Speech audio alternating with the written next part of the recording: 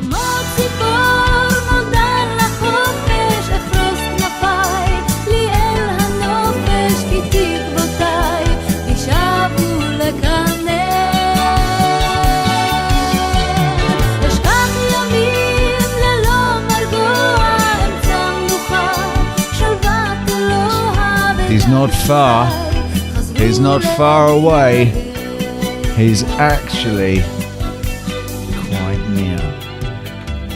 Yo, Rich! I just got to take the echo.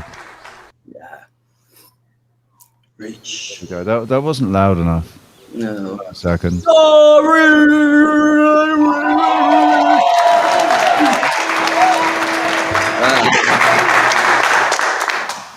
How you doing? That's better. How you doing, mate? I'm good. I'm good. Show me your pretty face. It's right there, look. Anyway, I can talk to a picture. Doesn't seem ethical and yeah, good. How's it going? It's all right, mate. How's it going with you? I'm good. I'm good. Still have the bestie here on the back over here. Logo. You don't really celebrate New Year, do you? No. Oh yeah, it's like today, right? I don't really know. It's like Christmas. You didn't really celebrate. It's not something that happens in Israel. No, usually on this night, usually people are celebrating what we call the Sylvester night. Okay, I don't know if it's called like that. Also, like in is that like Sylvester the cat? Is that like Sylvester the cat night? No, it's supposed to be some kind of I don't know, anti-Semitic creature or something like that, and kind of like coincidentally we call this night Sylvester on his name, and this is the way we call it over here in Israel.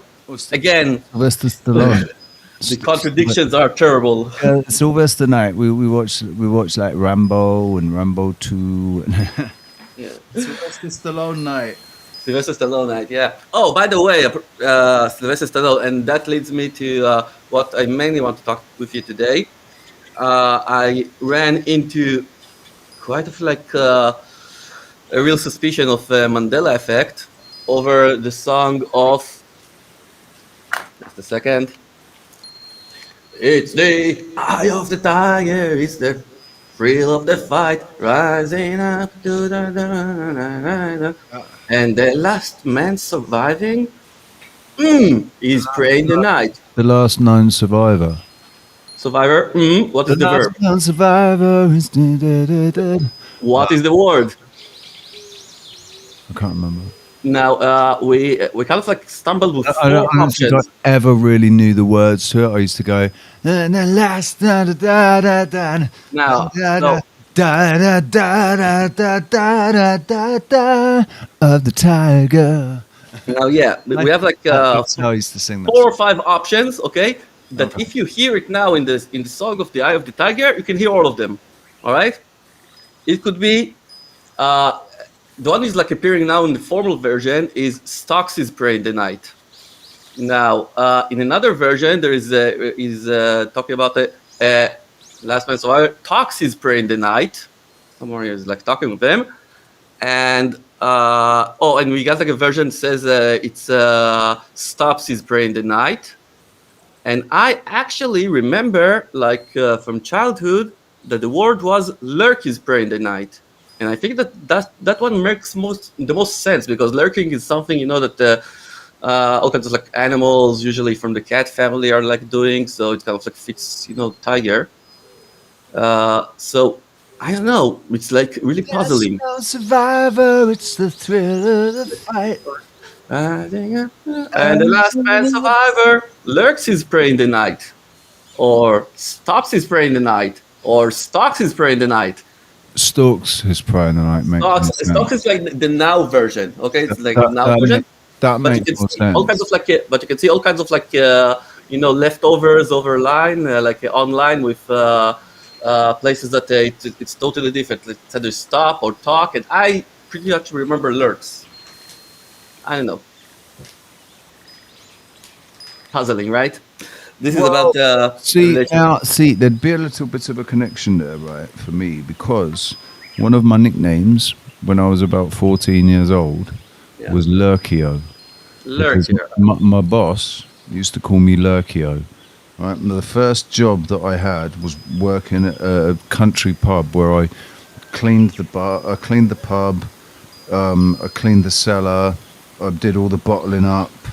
You know, I kept the gardens, I mowed his lawns for him, washed his cars for him, all that stuff. He paid me like £5 an hour, and I used to just go around there and work for hours every week and earn loads of money. Mm-hmm. But he called me Lurkio, because when there wasn't anything to do, I'd lurk around.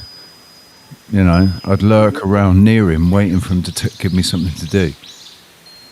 Is that your cat over there? Or is it mine? You're like a cat over there. No, I want to show if it's possible. Let's see. My WhatsApp, my Telegram thing. Let's see if it can share it or not. Oh, is it sharing? Yeah. So you see over here, this is the original. Okay, this is the original with Stocks is Spray in the Night. This is how it like appears now. Dose of Reality, that's Brian Staveley, isn't it? That's Brian, isn't it? What Brian? Brian, that's Brian Staveley. Brian Staveley's Dose of Reality. Is it here? It's there, and you're in the group now. No, this is like I published it over in Dose of Reality. Yeah. Yes, over here you can see it get leftover Stocks is Spray in the Night. He's like talking with him, which is kind of like delirious. And over here we got Stops is Spray in the Night. And this is what I wrote down, that I actually remember Lurks is Spray in the Night. And Lurks is actually what I think, the kitten family are like doing, like tigers, lions, cats. I have something to say on this one. Yeah. I don't fucking care. Oh, come on. Rich. I don't. You have to. Why? Why does why do the songs of this, like, why does it matter? What's it? I already know the Mandela effect's already happening. I already know it's happening. Right. So it's I get you. So we'll stop talking about Mandela effects, okay? No, we can talk about mate, I will, but the lyrics to songs, and particularly with this one, it's difficult anyway, because if the Mandela effect didn't exist, you'd still have everybody disagreeing on what the lyrics were, even if the Mandela effect didn't exist. Yeah, and actually those Mandela effects don't mean anything to me. If you tell me that your fucking Torah, you've opened it up and now it's all written in Arabic, that is of massive interest. No, we've covered this issue like really thoroughly. I think like last year over here in the Esh school and over in your shows, that we noticed lots of Mandela effects happening in the Bible and in the New Testament, and those blank spaces in your it was creepy. It's still maybe I could still show it or something. Anyway, what would be amazing would be as if they disappeared now. Yeah, it's like we had like fades over there, and you got like disappearing parts, and you got like flip flops, shares words, and all kind of like words that doesn't supposed to be like in Hebrew at all. Words that never existed in the Hebrew language before, until 100 years ago. A symphony, so like written down, like in the book of Daniel, it's written down symphony, which is like a word which never existed, like in Hebrew, like until it was like borrowed from other languages, of course. So we stopped talking about Mandela effects, but we keep on talking about music, because Rich, I love talking music with you. You're one of the guys that I really appreciate in that sense, and what I want to present today is kind of like the things that I've been working on since this whole war started and everything, and I started to become more air and light and whatever. So I started one of the things that I started being involved with is about songs from the Hebrew culture, and what I found out is two very predictive programming songs, which were like, actually like, once you get down to the words, you are noticing that these things are coming to predict the current war that we're having now in Israel, okay? Which is really, really spooky. It comes out with all kinds of like predictions by geometry, by all kinds of like the punctuation of the sentence, by all sorts of meanings. Yeah, let's show the first two, okay, that I said. And those are songs that I'm claiming to be predictive programming songs. For anyone who doesn't know what it is, it's kind of like all kinds of like hints and predictions that we encounter in series, movies, books, whatever, that kind of like predicts the future. And it's been claimed that it's being done in order that the institution is kind of like releases it like in Simpsons or whatever, to make us feel more comfortable with the troubling truth that they are preparing for us. Okay, that once we will encounter this truth, not us, the massive or whatever, they will know how to behave, according to whatever they taught them over in television. So, it's not just about that. It's about getting it into the consciousness. Yeah. So it's something that's unbelievable, getting something unbelievable and not thought about before into the consciousness, so that when it does happen, it's not unfamiliar. Yeah. And so the first song that I noticed about it, with relation to the events happening on this October 7th here in Israel, is the song which belongs to a singer called Zvika Pik. And he's a guy that is well known in the Israeli culture for lots of years. And he's been passed away, I think, like 2-3 years ago, in the age of 70 or so. And this is him over the 70s when he sang this song. This song was actually written after the Yom Kippur War, okay, which was like in 73. And here you see the first side that I noticed about the Illuminati nature of this video. Yeah. The one eye of this one is called Dori Ben Zev. Is one also of famous figures in Israeli music. Over here in this song of Zvika Pik, this is really from his early days. He took a song that was written by a famous poet in Israel called Natan Yonatan, and the writer wrote it like in the memory of his son, okay, that died in the Yom Kippur War in 73. Now, my claim in this video is that this song, although it was written like in the year of 73 and performed by Zvika Pik in the year of 78, is actually relating and giving a huge predictive programming about the current war today. And I'm giving all sorts of like examples and ways it could mean. The song itself, it's called Met Av Vemet Elul, and it's in translation it says Av has died and Elul died as well. And Av is the 11th month in here. This is where I'm showing it. It's the 11th month of the Hebrew calendar, and Elul is the 12th month. And Tishrei is also like mentioned afterwards that he's been gathered. Okay, Tishrei is the month afterwards with the Libra sign, and so the Av and the Elul are representing the mother and the father. Okay, because the Av is like the Leo sign, and the Elul is the Virgo sign. So and Tishrei is the first month of the following year. So he's representing the baby. Okay, the Libra sign, which is really relates with the creation and all of that. So in this point, I'm kind of like pointing that in the most like known sentence of this song, this is what is like been saying is like pointing on the time, okay, on the exact time, which actually the events on October 7th happened, okay, like according to the Jewish calendar. All right. Now, it signifies specifically on the times of the end of the Elul of the Tishrei month, okay, and this is when it's actually happened on the 22nd of Tishrei month.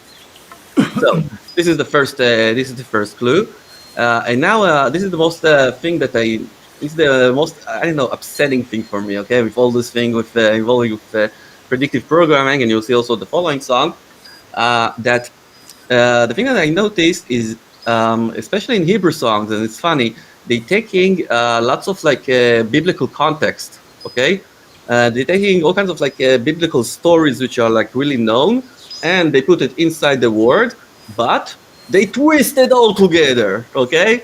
Twist it all together, giving it also sexual and mean interpretation or something like that inside the lyrics. And this thing is kind of making a fun of the Bible. Remember the time that when you told me that Biden made his fall of the bicycle exactly in the town of Rehovot? Yeah, remember? So this was exactly, remember I told you over there that, yeah, this is the way of them making their mocking over the biblical story, okay? Because over there, Joe was representing Joseph, okay? He's his name is Joseph, actually.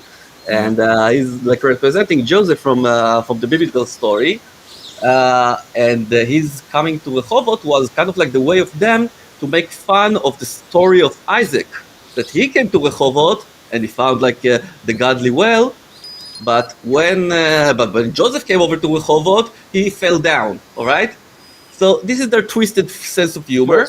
That is where he lives, isn't it? Rehovot Beach is where he lives. That's where he actually lives. No. He just it's over there in Delaware. It was in Delaware. Oh well, yeah. I mean, it's where he used to live. He was coincidentally paying a visit on his bicycle over on Delaware. It was already when he was president, right? And over there accidentally fell down, and all kinds of coincidences, right, Rich? We love them. Well, we love coincidences, man. Yeah.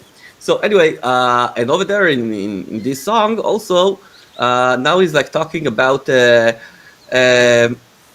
advising the child, okay, some kind of a child over there to go to the end of the West, okay, to go to the end of the West. Now it could mean that to go find his answers in the end of the West. Now, if we're looking at our conflict, all right, Gaza Strip, okay, is exactly at the most western part of Israel, okay, geographically. Here, this is what I'm showing over here. And also it could also mean the end of the West is usually how we describe United States or America.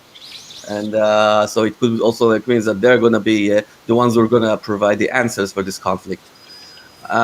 So this goes also this song about it geographically. And previously about the biblical thing, the example that they gave over there in the song is the example of Avishag HaShunamit. Have you ever heard that name? The Shunamian Avishag. I've heard of Avishag. Avishag, yeah. So this was kind of this one is terrible. Okay, this. Actually, I've definitely heard of Avishag. Avishag, yeah. So she was the maid of David, King David. Okay, when he was in his last few days, and over there, in the song, they're describing that she's attaching her her cold thighs to the stones which are on his grave. Okay, they kind of describing a necrophiliac act or something like that in relation to King David. Terrible. And over here, I don't know if I'd say a necrophiliac act. I would say what you just described in my mind. I just she just put her naked, her leg was bare, and she put her thigh up against the tombstone. No, yeah. She put the thighs, their cold thighs, on the tombstone's warm stones. Yeah, that's all a bit weird.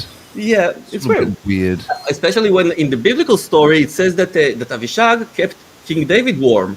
Okay? Oh, they've made, and if they've made that change, then they've made that sexual. Yeah, of course. Over there, and now they're mentioning all kinds of like different stories from the Bible about King David and Bathsheba, which got her husband killed. And over here, there's some kind of like a feud that King Saul had with his son. And another thing that they're mentioning over there, another story. I remember? And of course the snake, the serpent, was like tempting Eve in the Garden of Eden, and all these scenes that we're seeing over here, okay, really mentioning scenes of lust, okay, lust for food, lust for sexual lust, lust for the knowledge, and those are the things that I'm also like blaming the Israeli people that have been sinning for the last few days with last few years with all the Miley Cyruses or whatever, and their the judicial whatever thing that we had over there, all the demonstrations. So yeah, it sits down exactly on the scenes that there is mentioning over there in these stories, all right? And that for me gives me the godly cause for what we're having here right now. And and all kinds of like another thing that I noticed over here, that in this song it was written about the Yom Kippur War, all right? But which was 50 years and one day before. Yeah. Now the funny thing that I noticed that in this whole song it doesn't mention either the Yom Kippur or the Yom Kippur War, even once. All right, but what it does mention in this song, as I told you, is a lot of like biblical stories. Now, the events of the 7th of October happened on the day of Simchat Torah. Okay, the Simchat Torah, which is the day which we commemorate the ending and the beginning of the reading of the Torah. All right, so how come a song that was written 50 years ago, okay, on the war that was 50 years ago, talks about the time, okay, the time and the connection, which is like for this current war, all right? Yeah, without saying Yom Kippur War, because it's not the Yom Kippur War. Yeah, it's something else. Mm-hmm. So yeah, anyway, this is all kinds of like things that I noticed. Maybe we should switch on to the next song. Yeah, this is where we're going extremely pedophile, Rich. Yeah, very sexual. This is a song which was released like 30 years ago by this group of hot babes at the time. Laladin, they were called. And this song, this is where I like recap the previous chapter, and because it kind of like relates in all sorts of ways. Now the song that over there in this second video called Yaakov. Yaakov is Jacob, of course. Jacob, the third father, the third ancestor. Okay, and the one that slept on a pillow and dreamt about a ladder. Yeah, exactly. And this song in specific, okay, is talking in direct context to the story of Jacob's ladder when he saw like. He went out camping in the city of Bet El, and afterwards he went down to sleep, and then he saw in his sleep like a ladder and angels going up and down the ladder, and then afterwards he kind of like made the stone over there. He made like a temple out of this. Which is now supposed to be the stone that sits underneath the throne when our monarch gets bloody throned. Yeah. I'm sure it's the same stone, Rich. Oh, yeah, absolutely. The exact one. Yeah. No question about it. I don't know. but yeah, I would question this thing. Here I'm giving all kinds of like examples of previous like bands that used to come up in Israel with like trios of like girls band. It was really custom over here in Israel. They look like a carbon copy of one of the girl bands in the UK. Yeah. It's like a Destiny's Child or whatever. Yeah, or fucking like if you go like with 4 or whatever. So anyway, this song was released like in the early days of I don't know, commercial and cable television in Israel, and I remember this song 30 years ago. What year would we say? 94, right? And like it was released. That was the year I left school. Yeah, I remember like being a teenager over those years, and like it used to give this song 2-3 times a day, and although it's like, you know, pedophiles, you see like small babies with angel wings. When you were 14 years old, though, you weren't that association. That it was, you just thought, what the fuck are they putting these silly fucking cherub babies on here? I just want to see those titties wiggle. Right? Didn't pay any attention to the babies because all we were focused on were the tits. Yeah, pretty much, and they're very seductive. Okay. Now, the main. There's always one with short hair. There's always a blonde, a brunette, and a dark hair, and there's always one who's always got short hair. It's like a fucking carbon copy. Yeah. Now, I want to pay attention to a very important sentence that is like reading in this song, which is "Anshe mesiba babayit," which is actually I got into really deep meanings of these things. But the most critical one is the one that you actually gave me, Rich. By the way, sorry, I did. I said tits, didn't I? Which is the same as boobies. So anyway, put boobies aside for a second. You remember that we had this conversation about this clip that I'm doing when we recorded the voices or whatever, and you told me that I told you this sentence, which is. The translation of it is party people in the house, okay? If you translate it from Hebrew to English, all right? And that gave, so I translated this one for you, and then you kind of like said, yeah, party people in the house, whatever. And this is and you brought me to the conclusion, once you said it, that this sentence is actually being translated really, really badly, okay? Really badly. Because if you're saying in English, party people in the house, okay, who are you referring to? Who is like the ones that you are referring? Who's your audience that you're talking to? Well, it's basically something that you say at a party to everybody. Just say, yeah, we're the party people, man. Yeah. Party people in the house. Woo! Yeah, exactly.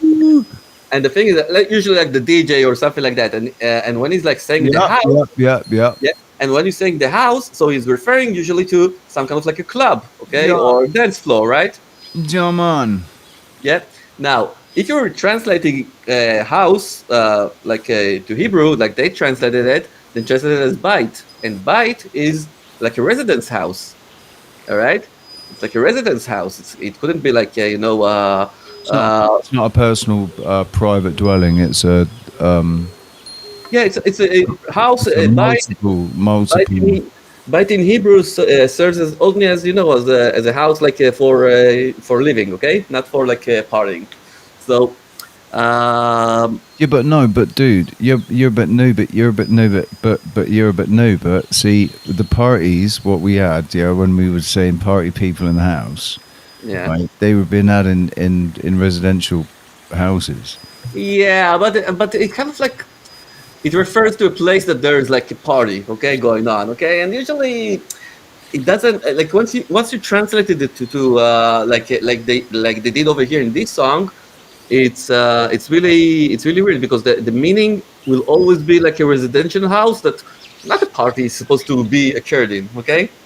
But dude, they're not, but that's what a house party is, though. A house party is a party in a residential house. That's a house party. And that's the party being referred to. But also it's said in clubs as well. It's like, once you translate it in Hebrew, like that, like they translated in this song, how should it have been translated? It will have to be that they are like party people inside a residential house. Okay.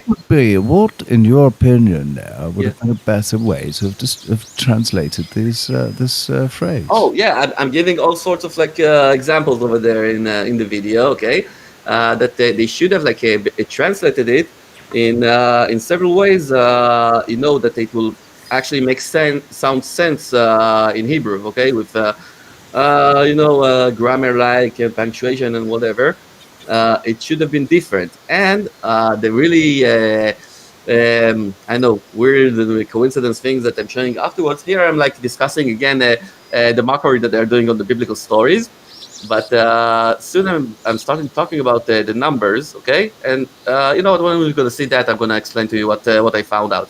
Now over here, what we're seeing that if you reduce all the sentences that they said party people in the house from this song, you're receiving a really, really creepy song, okay?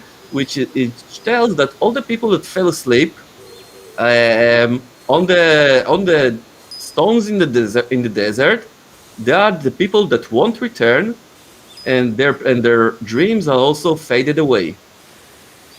Now it seems so grim, and if you like comparing that to what we're seeing over here, to the events of the October 7th, it's actually totally describing them, okay? And what I'm showing over here, they mentioned the desert in the song, but the place that Jacob went on to do his that he went on dreaming, it wasn't a desert place. It was Bethel, and it was like a place which is kind of like a mountain. It has like trees over there or whatever.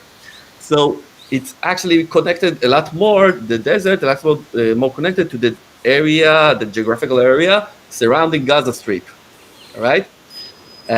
So this is another weird thing. And now in the chorus, I think, of the song is like they're describing the story of Jacob, that is the dreaming. But over there, they're like in the song, they're describing that the angels are like screaming on Jacob that he should like wake up. And Jacob is of course simulated to Israel, to the whole nation of Israel, okay, because this was his name. All right, so it also gives you another significance of like the angels are calling the people of Israel to wake up, okay, before it will be too late. All right, too late for what? Real soul, okay, and and this story it kind of like contradicts the actual story of the biblical, the biblical story, because in the biblical story it says that Jacob looked at the angels going up and down the ladder, and here they're like describing that the angels are referring to Jacob, okay, it tells him to wake up. Pretty much of a difference, right? Right. Yeah. So and then now I'm thinking that I start talking about the numbers.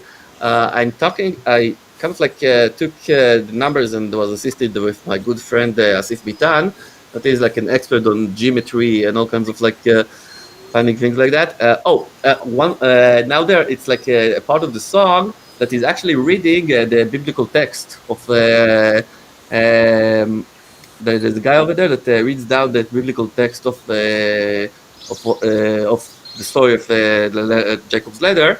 And he like is reading it precisely as in the original text, beside one place that he kind of like repeats twice on the word "in that place." Okay, in that place. He says "in that place," "in that place." Okay, and this is not appearing twice on the biblical one, and kind of like signals me the lie of that they gave up to the place. Okay, that they are actually singing about the desert, but the story happened in different place. All right. Now, and now this is a very interesting thing that before and after the story of Jacob and Bethel in the Bible, okay, what is like being mentioned over there is the story that that the split from the Arabs and the Jewish nations. All right. Exactly, they're talking about when Jacob fought with Esau, and accidentally, of course, just before like the story they're telling about the story of Jacob, they're telling about Esau that he actually married the daughter of Ishmael, the one that Abraham got married, and from that from that one came up to be the Arab nation. Now, numbers.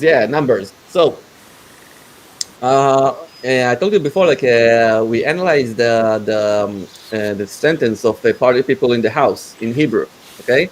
And what we noticed that if you do what we call the short geometry, okay, there is there's the usual geometry that every letter has its number, and you have a short one which is kind of like lower numbers. Here I'll show it over here.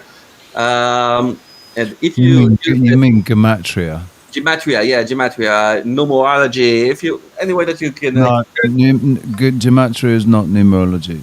All right. Gematria is an Illuminati trick, mate. I've said this 100 times, but yeah. Okay, so but here, this is where I'm showing it. Okay, there is a thing called the short gematria, and if you take the sentence that should have been that I told you that it does make sense. Okay, Anshem Siba Kamer Bait. Okay, so you will receive, all right, the exact date of this 7th of October 23. Crazy, eh? Well, it has the numbers in it, not in the right order, but the numbers are there. Yeah, 7. No, it's separated. It's like one word is 7, one word is 10, one word is 23. Coincidentally, anyway, and over here we're discussing another thing. You see that they're like on their logo they have the pi signal. You see, they have the pi signal on their logo. 3.14. And it's and then we started thinking about what is pi actually. It's 22 divided by 7, right? 22 divided by 7. This is how you get like the 3.14 and on and on. All right. Now, so 22, okay, is what we said earlier, the kaf bet in Tishrei. It's like the date that was in the Hebrew calendar. Okay, the 22nd of Tishrei day, and also it sums up like all the numbers over there sums up to be 22, and 7 it could be the actual day, the 7th of October, okay, or if you keep it in the Jewish calendar, you see that the month of Tishrei, if you count like the months of in the Hebrew calendar from Passover when it was originally in the springtime, you get that Tishrei was the 7th month. So all those numbers like becoming like really creepy once you like thinking about them, and it's all connected kind of to this song. This is what I found out for like those two songs, and also like I'm discussing over here the rest of the song about the connection to other songs in the Hebrew culture that they also got all kinds of like hints about it, and of course about the creepiest clip over here with all the naked babies. Yeah, we didn't have this awareness over there in the 90s. Come on, we were like so innocent. We were just giving like whatever. And here you see like commercials. You see 6 penguins. Perceptions have been poisoned. Yeah. Anyway, so this is about this song of Yaakov. Also a very known song in the Hebrew culture, and once I released it, it got into a little bit of like shocks over here. And you know what? I will send you the final one, which is what I released yesterday, which is I don't know if it's good, if it's gonna be good or not to show it like with the sound. This is a clip that I made for my favorite singer, with my favorite song of that singer, which is called Meir Ariel. And I did it like totally animation video. It's a song of 9.5 minutes, very long one. The best song ever. And not only the best song ever, also like it's the first truth song, okay, that I ever encountered in Israel. It's a song that was written in the year of 1988, and it totally gives science denial, globe denial, flat earth, whatever you want to call it, straight in your face 35 years ago. Just awesome. Now, the song the clip that I made Also, I kind of like got in contact with his sons. Like he passed away, Mer Ariel. He passed away in the year of '99, and so I talked to his sons and told them about how this song affected me on my life and whatever. Did you find it, Rich? Yeah, it's over there. You see the second one from the top.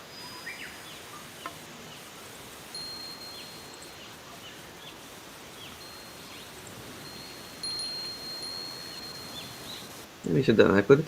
The thing is that the song is in Hebrew. The animation is like really cool, but you need to, of course, understand like the Hebrew and its whole context in order to understand what the song is like, what the animation is like talking about. Again, I can do with you a show of like an hour or so of explaining to you this song and how much is like genius or whatever.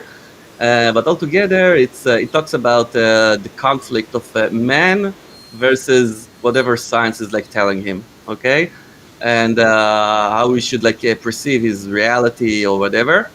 And it goes like with 3 courses, and the first one is like discussing the question of like either like a man is a part of nature or not, okay.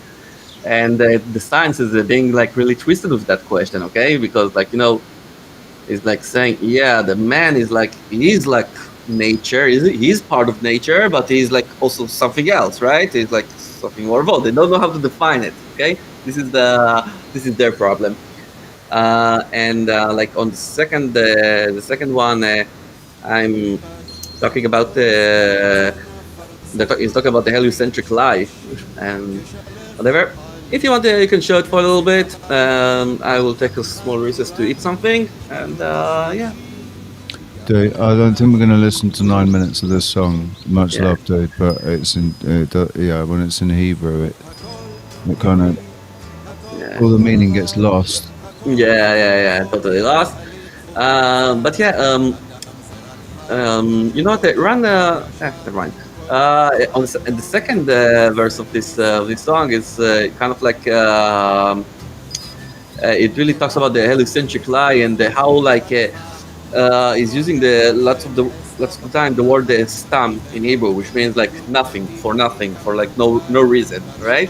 And it's like describing over there how all the formulas and rules of nature laws, whatever, they kind of like wandering around in space and somehow found each other and collided, and all kinds of like sparkles went out, and all kinds of like science stories or whatever. And again, I couldn't like start to explain to you how much it was revolutionary for me. Like I heard this song about 25 years ago when I wasn't like awakened yet to this thing, and when I was awakened to this to flat Earth, and I kind of like connected this song to whatever is like it meant a whole lot more. Yeah, and this is the really genius thing about this poet. It goes like in all his songs. Each song you understand it totally different in each period of life. Okay, in each period of life, it kind of like puts you into a different perspective. This exact different songs of it collected in different periods of life. And this is the part that is like start to explaining how the science is kind of like imaged over here with this cloud over here. Okay, this is like how I chose to image science as, and this is the word stam, nothing. Okay, it's saying that all of this was created out of nothing. There was like kind of like equations throwing out in the air, all kinds of like rules of physics, and then they found another group of all kinds of physics law, and then like all the groups came together and kind of like collided, and poof, soon you'll see like all kinds of like sparkles and stuff. This is kind of like comes to show you how magic fairy tale whole science is, okay? And from this part is going over and saying that one one protein accidentally made down with a different protein, and they kind of like merged together and had a good time, and so they merged together and was able to create a guy that is like know how to do math already. All right, so this is kind of like the showing, the seriousness of science, and I'm really proud that I was able to make this song. Over here it says that is like getting from himself lots of like high on himself, while all the science is like saying, hey, you are like nothing, you're like not really here for a reason, you're not really important. So, and I really, it's kind of like insulting, and I wouldn't spend so much like the budget on this thing if I would know that this is all for nothing. And this is really a charming song, and I'm really proud that I was able to make this. To make the connection. Yeah, to make the connection, it was really hard to take like the words, which I think are like genius, and make a video out of it, which will be more genius than the actual one. Okay. Yeah. So this is what I had to say about that. Did you make the video? Yeah, I made the entire video. You made the whole video for this, right? Yeah. Oh, here's what I'm talking about. My girlfriend, globes. Have you bought that animation app? Yeah, no, it's like taken out of YouTube. I'm using lots of like green screen technique. Like there's tons of like videos over animation on YouTube that you can take with green screen and screen it out like in the editing software. And this is the amazing tool that I'm using for a long time, and I really enjoy it. And yeah, it's the very fact that I can produce a video clip. It was actually it never had a video clip, this song. Okay, I thought this was actually the original video for it. No. It was written down in the year of 1988, and it was never produced like with an official video of it. So I took that, and I know, coincidentally or not, also my favorite song, and so I took the opportunity to do this thing. I don't know, it took me 2 or 3 days or so, and it's zero budget, as I always love to do. Okay, zero budget, and I created something, and I posted up in I'm like also like a friend in this singer like a Facebook group that we're discussing his songs and things like that, and I published it over there, and people really reacted nicely to that. And also, as I told you, his relatives, his sons, also like give their comment about it. So I'm really proud. And yeah. Oh, and we have Linda over here, co-host. Yeah, we just talked about you. All you got to do now, dude, is all you got to do now is sort out the English subtitles for it, so that I don't know. I don't know how much it will, it will translate well. Anyway, I actually did like in my early days of Ash News. I did like a show about something like an hour or so that I translated the song to English and give an interpretation, my interpretation of this song. It's still over there. Like I remember this show, it was horrible. I couldn't like even. I spoke like English pretty terrible over there, and it was like really slow for me to start explaining this song. But if you want to check it out, like it's over there in my channel. It was your down below. Early days of doing English language videos. Yeah. Anyway, so yeah, this is when science doesn't know the answers, so it kind of like captures the man's spirit. Okay. And here is like talking about evolution. If like indeed the man came out of the monkey, and which kind of like a creature will pull out of himself, and yeah, it's kind of like and he finishes up in saying like that I don't see over here if you're talking about evolution, I don't see over here someone who gives like any kind of like respect to an elderly monkey. And then finishes up like in the most beautiful way. He says that if you are still admired and enthusiastic about seeing a man jumping, walking on a rope, okay? So, thanks God, bless you, Lord, all right? And this goes on, this is a repeating part that one time it says, if you can tell the difference between the main and what is the main thing and the not main thing. I don't know what's in English. The side thing. Okay. So also bless God and thank you Lord. Or if you can tell a difference between a real smile and a fake smile. So also thank you God and bless the Lord. And this is I know. My take on Mayor Ariel's What's New in Science. This is how it's called. What's New in Science, which is kind of like it was a magazine during the 60s, okay, that they actually like told people what is like science or whatever. So it kind of like mocks this magazine or whatever with this song. Anyway, wish you could know Hebrew and what I told you, but they're better than what I taught you over in school and not sure how much of that has embedded in my brain. Mm-hmm. But I really need to have a recess and eat my lunch over here or whatever. No worries. I need to make some coffee. Yeah, I will get down from the air and maybe later on I will see if I will get back. Okay. All right, mate. No worries, dude. I'm thinking. Catherine, you've been also, as usual, lovely. You're dear to my heart. Up, mate. The best. Absolute the best. Love you, dude. Yeah, love you, Rich. Happy New Year. Happy New Year.